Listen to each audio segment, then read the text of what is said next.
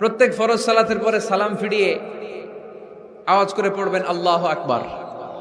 3 বার পড়বেন আস্তাগফিরুল্লাহ, আস্তাগফিরুল্লাহ, আস্তাগফিরুল্লাহ।